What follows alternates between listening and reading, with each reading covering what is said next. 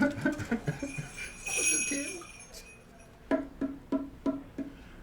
always start performances with the conch horn. It was used to call the slaves to work in the Caribbean, and they used it to call each other to rebellion. I use it to purify the air.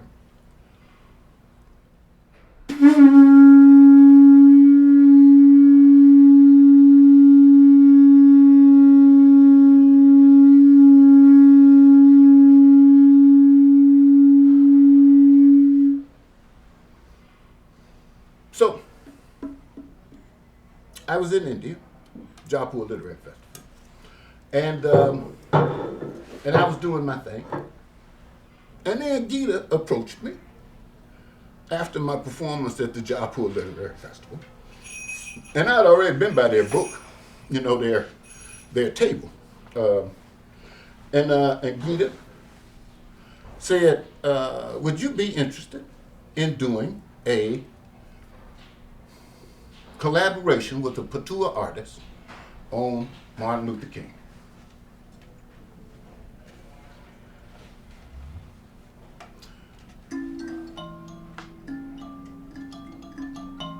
Now, I knew nothing about Patua at the time. But Martin Luther King, I'm from Memphis, Tennessee. So Martin Luther King is special to me.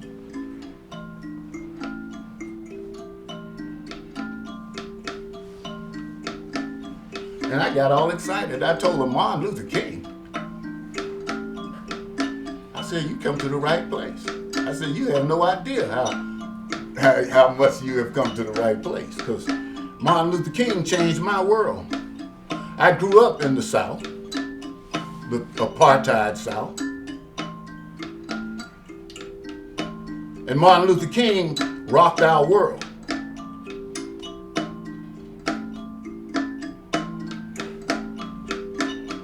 So when Gita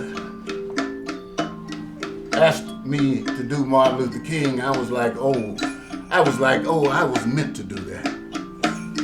And she said, oh yeah, a collaboration with a Patua artist. He does they do traditional scroll storytelling.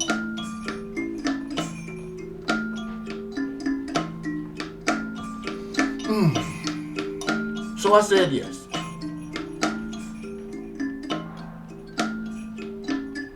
Little did I know the experience that I was in for.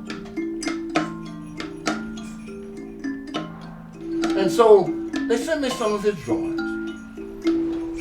And I'm starting to see kind of the beauty of it.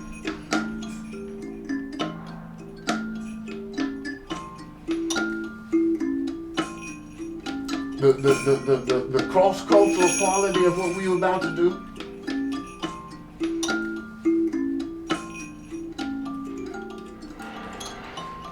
So, I'm starting to get kind of excited about the idea now. But now I'm starting to get a feel for it. And I'm starting to get a feel for the fact that it's a storytelling tradition. They take the scrolls and they go from house to house and they offer to sing a story. And I'm like, wow, And so I'm thinking, okay, I'm starting to get a feel for this. Now, the first thing that this made me think is, hey, if they can do their storytelling tradition, I can do mine. I'm gonna tell the story, Martin Luther King. I'm gonna tell how he gave freedom. I can do my tribal storytelling. And I mean, I had the option. It was like, do I tell this straight? Do I just basically tell this? Or do I make a myth out of it and play with it as a Delta storyteller? So Martin Luther King was called upon by the moment. Well, the call that came to Martin Luther King was the Montgomery bus boycott. And this is Manu's, his vision of a bus in Montgomery. The blacks in the back, crowded into the back. The whites sitting in the front. Go ahead.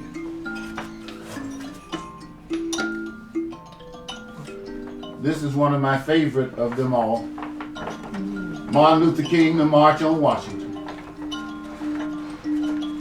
Manu went wild on me, you know. I was not expecting such beauty. But this was the March on Washington. This was Martin Luther King at his greatest moment. Mostly the struggle was a litany of defeat. Martin Luther King's idea of struggle was that it should ennoble a people and that it should not degrade them. You know, so some folk, they get into struggle and it starts getting ugly, you know, and it starts getting ugly. And Martin Luther King was like, no, you know, struggle should ennoble us as a people. And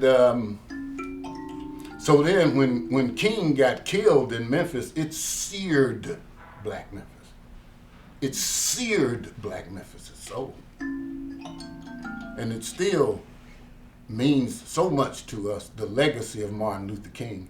Because I say in this book that it may have been the Civil War that freed blacks from slavery, but it was Martin Luther King that freed us from bondage.